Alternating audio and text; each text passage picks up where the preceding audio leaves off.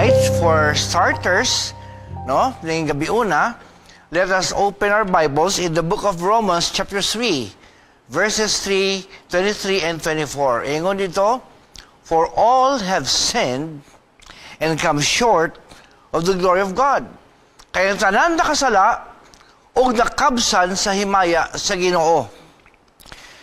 Being justified freely by His grace, kita gi-justify kay pakawalang sala, unya libre, pinagi siyang grasya, pakigdait, pinagi sa pagluwas diha kang Kristo Jesus.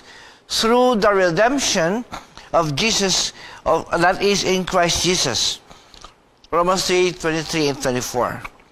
Sa mala sa akong gingon kaganina, I will tell you a story. I will introduce to you a person by the name of John Newton. Kini si John Newton, mga igsoon.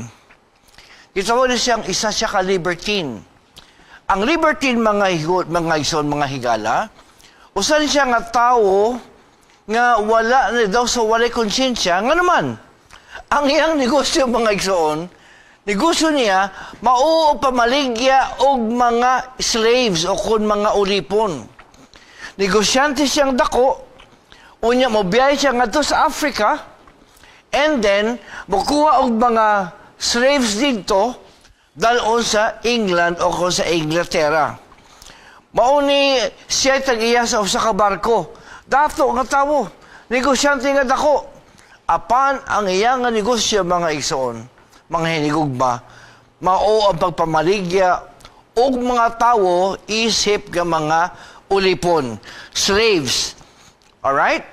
Now, naay picture na rin, naay drawing, niini nga si John Newton, responsable siya sa pagtransport. Imagine, 6 million African slaves. Iyang ginakarga sa barko, dalon sa England, o nakabot dito, nakaingon, 6 million African slaves brought to the Americas in the 18th century. Sa America, sa England, wherever, kung asa mo palit og mga tawo nga himuong ulipon. And very sad, mga igsoon, during those days, ang slavery was very, very prevalent dito sa Africa.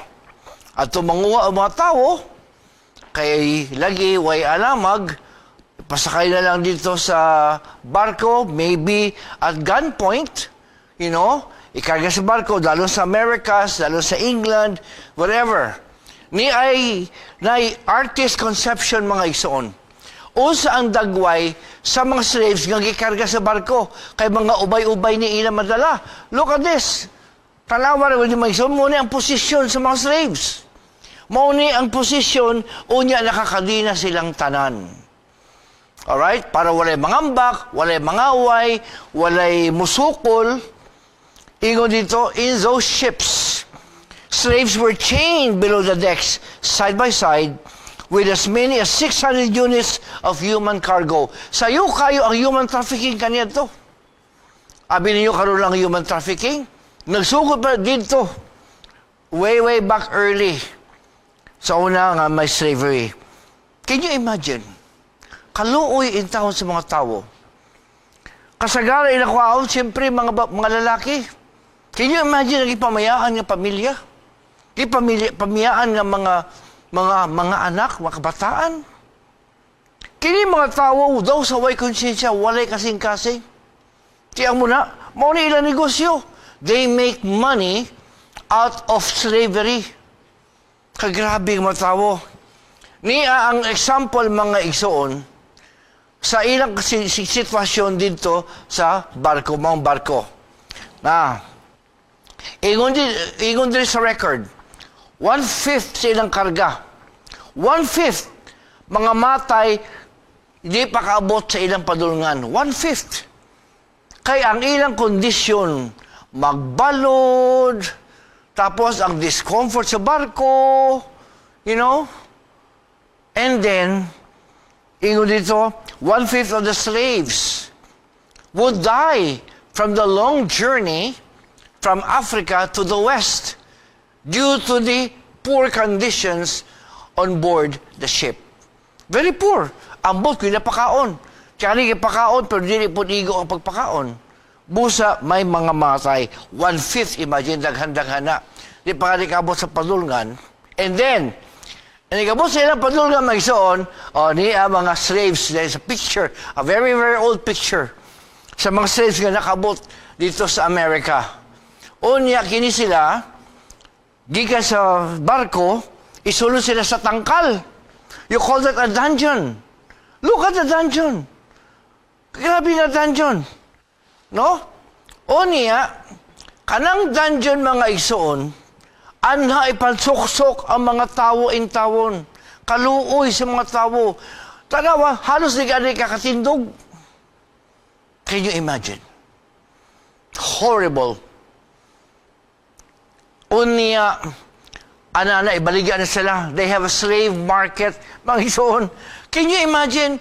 May merkado sila para sa mga slaves, para sa mga tao ibaligya.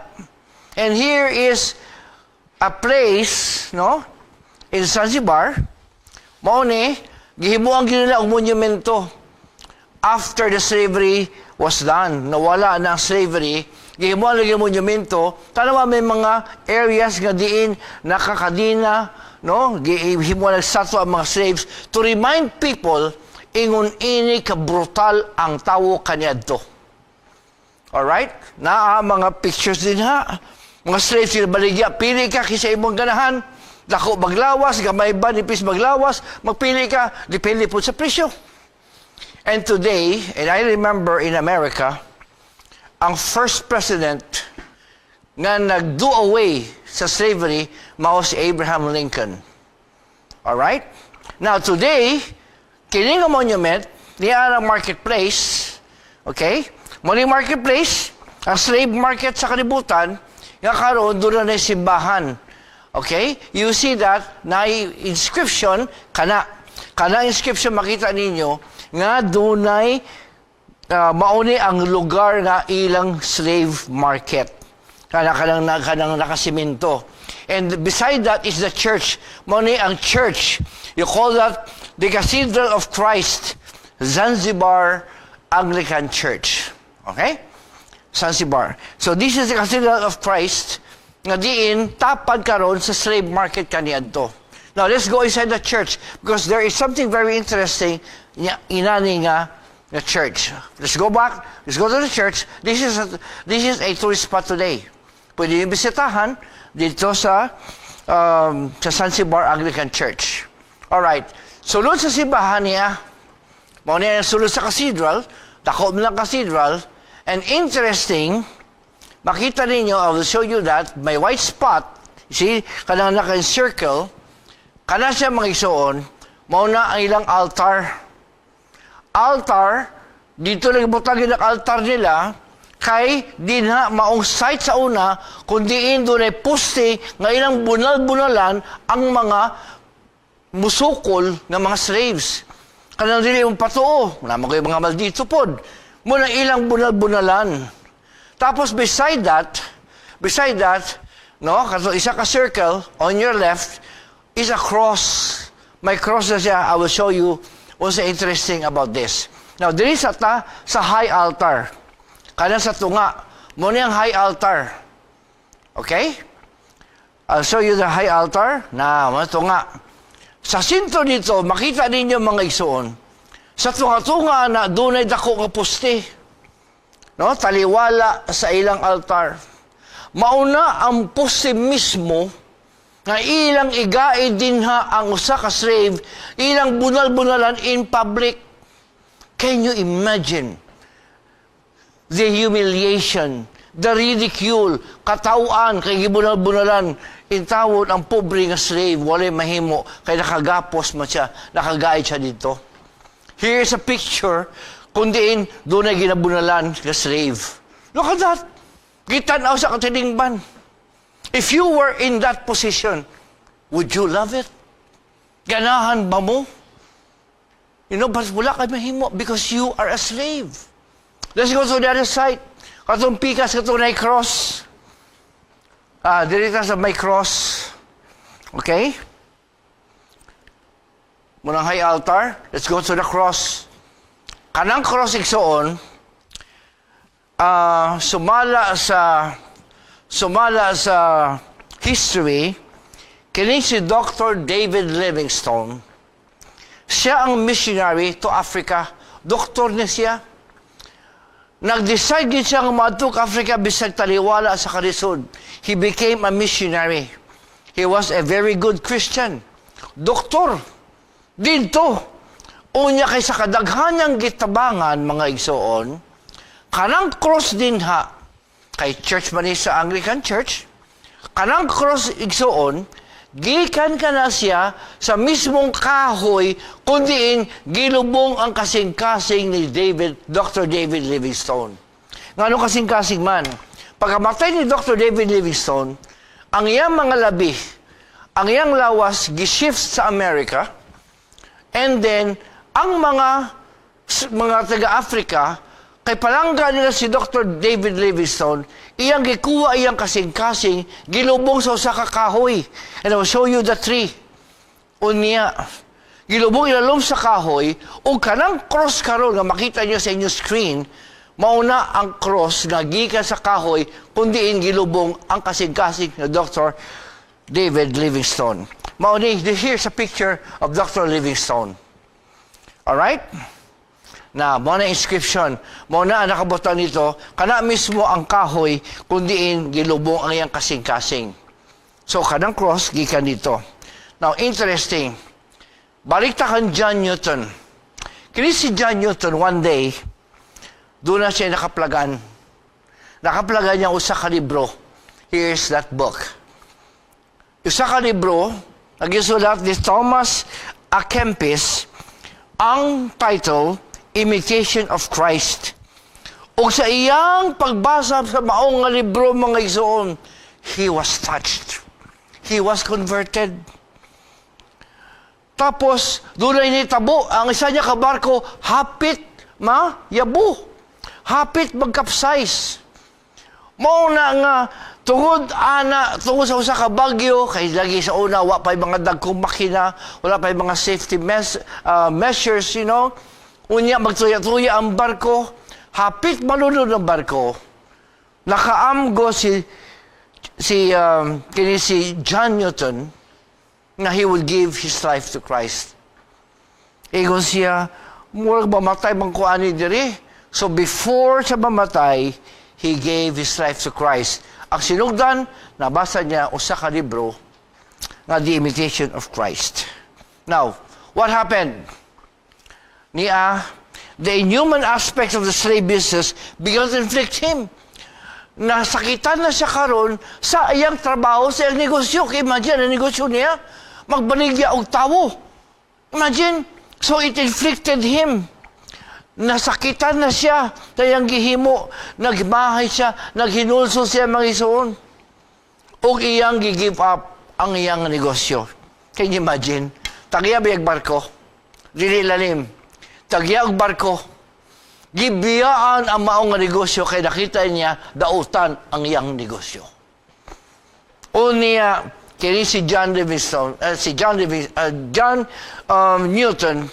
ang iyang gihimo, pagbalik niya sa London, you know, siya nag-skwela og ministry. He became a pastor and served ang katapusan niya nga 43 years in the ministry. Dito siya, he became the pastor of St. Mary Woolnoth Church in London. Alright? Because he is an Englishman. So he became a pastor. Gibiyaan ang iyang lucrative business. Dakong kwarta, tagyag barko. Gibiyaan niya because he was convicted. Nga dili mayo ang pagmaligya o kinabuhi. Alright? Now, throughout his ministry,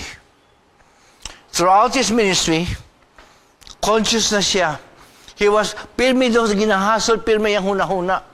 Nga ang iyang involvement ay ang pagbuhat sa pagbaligya ang slaves, the slave trade.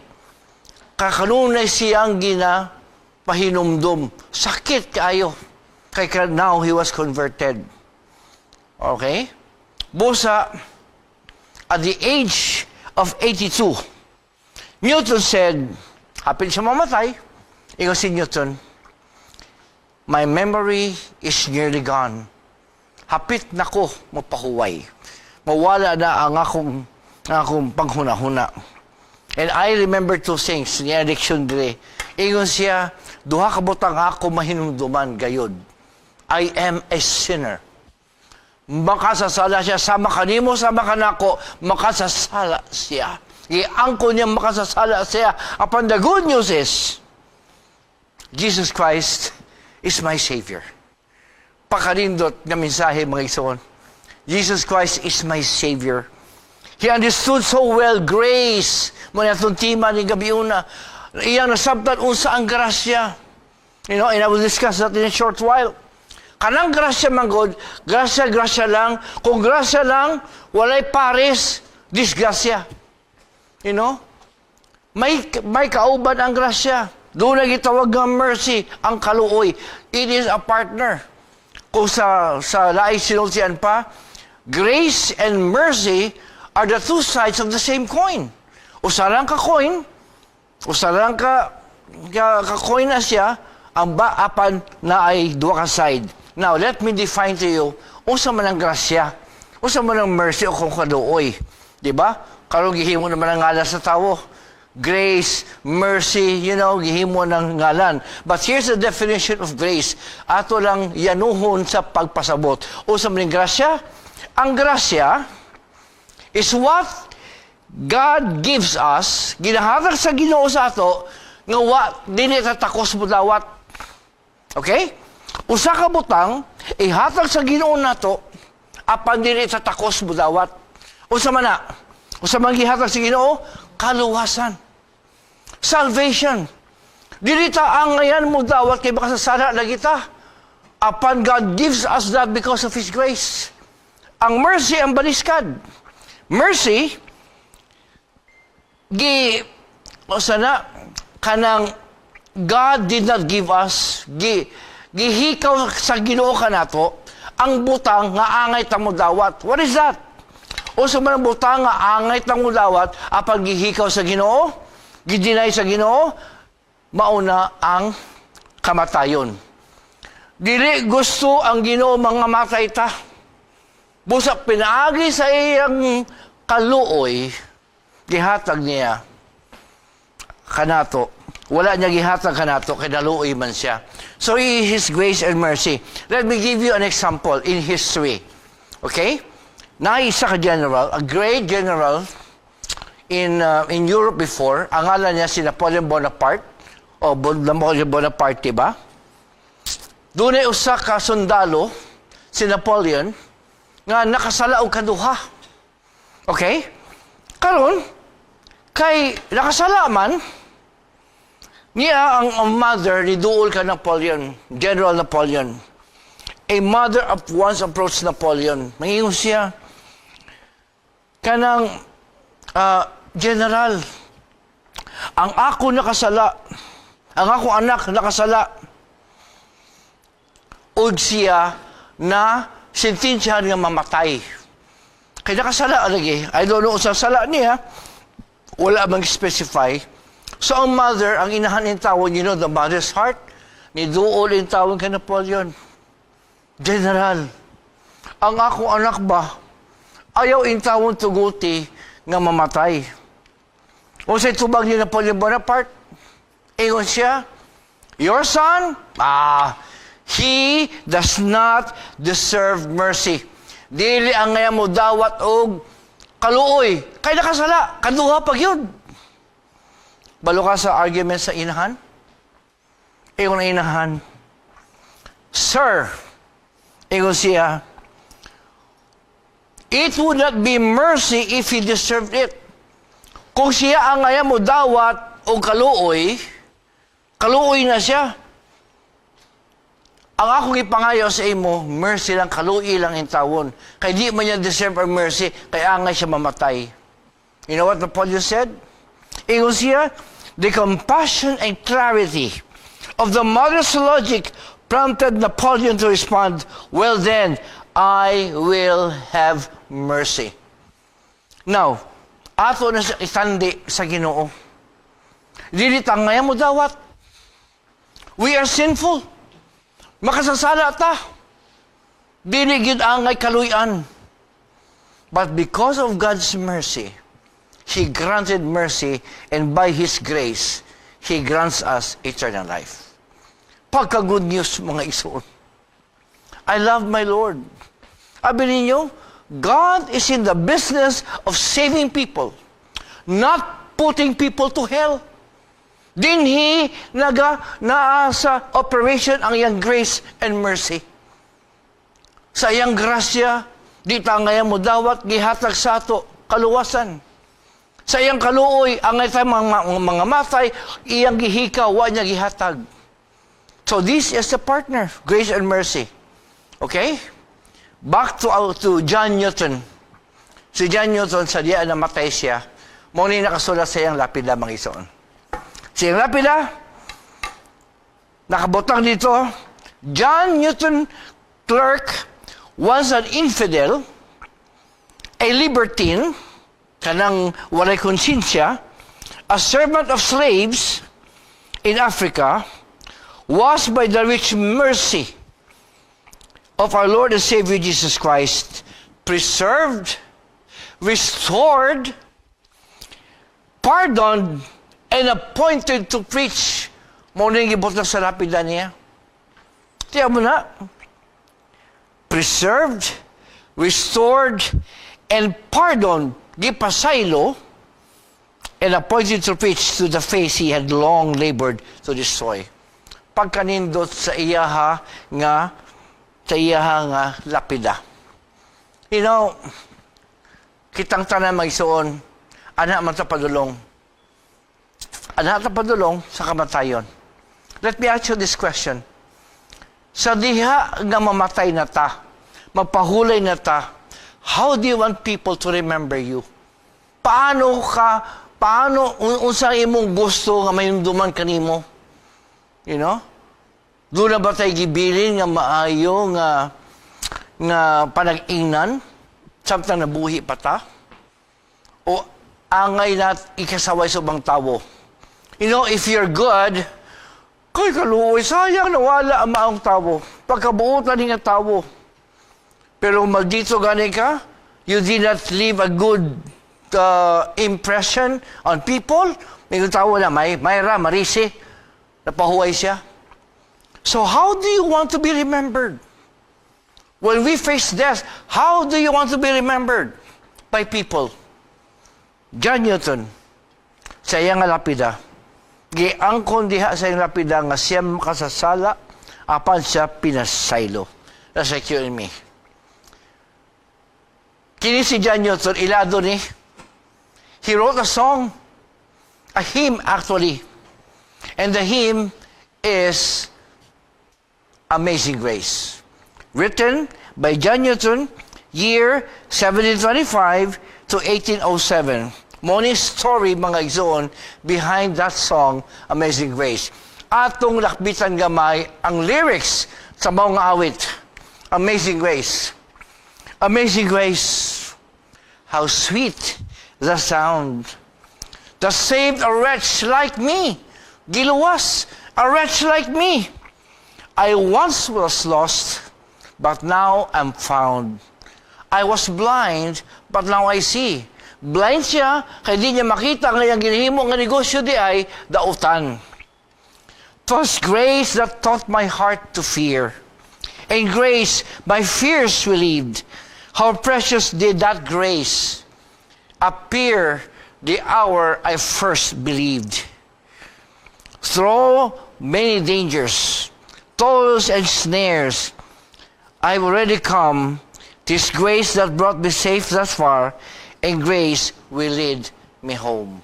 Furthermore, the Lord has promised good to me. His word my hope secures. He will be my shield and portion be.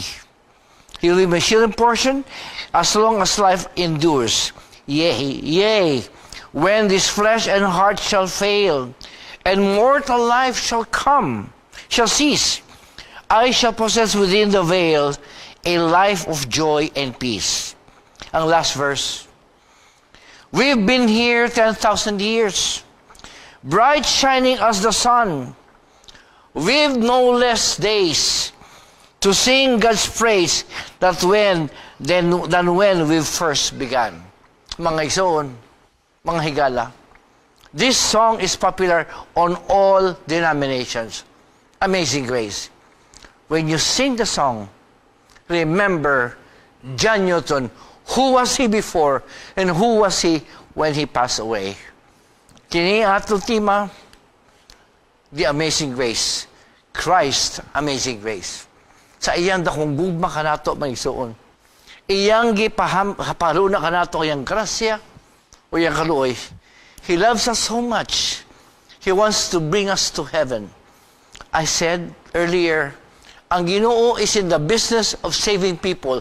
God is inclusive, never exclusive. Gusto niya daghan mga luwas. Kung pwede palang luwason ang tanan.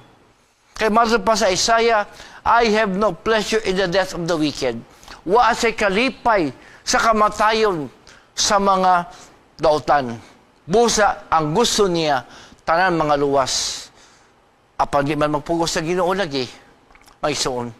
But here is grace and mercy in operation. Samtang abri pa, ang gangaan, ang agianan sa kaluwasan mga isuon, do not fail Jesus. Palihog, atong tuliron ang ato nga relasyon nganha kaniya. Kaysa lamang ang ato nga dalangpan. Mag-ampot ta mga isuon. Father God in heaven, this evening, we are so grateful and happy that by the grace and mercy of Jesus, kami makaangkon kaluwasan o gihata ka na itong tanan mga isuon ang iyang kaluoy. Buot siyang luwason kitang tanan. And I pray, mga kaisunan, I pray that God will grant mercy and grace to everyone. Makasasala ta. I am a sinner, you are a sinner. We need His grace. We need His mercy. So that in the end, pagbalik ni Ginoong Hesus, kitang tanan, makaambi sa kaluwasan iyang gitanyag alang sa tanan. O karong gabi una, mga Ginoo akong hangyoon, panalangini ang among mga kaigsuonan. Ang tanan nga naminaw ni ini nga channel, hinaot o Diyos ilang makaplagan ang pakanindot na mensahe gikan kang Kristo nga siya dunay grasya o dunay kaluoy nga iyang ipahat alang sa tanan. Kasi siya buot buluwas kanamong tanan. Ginoo palihog. Dunay mga suliran ang mga makaigsuonan. Mga tipaminaw dunay ilang atubang nga mga hagit sa kinabuhi. Palihog Ginoo, maluhi ka. Tumaga palihog o Diyos, sumala sa imong kuboton ang ilang mga hangyo kanimo. O Diyos, sa diha nagkalisod Ginoo, sapnaya kami. O among hangyon nga ikaw mag-amuma ka na mo, magalakaw uban ka na mo, matagalunugon niya, hangtod sa pagbalik ni Kristo. Kinitanan o Diyos, akong ginampo, sa ngalan samahan, sa anak, sa Espiritu Santo, Amen o Amen.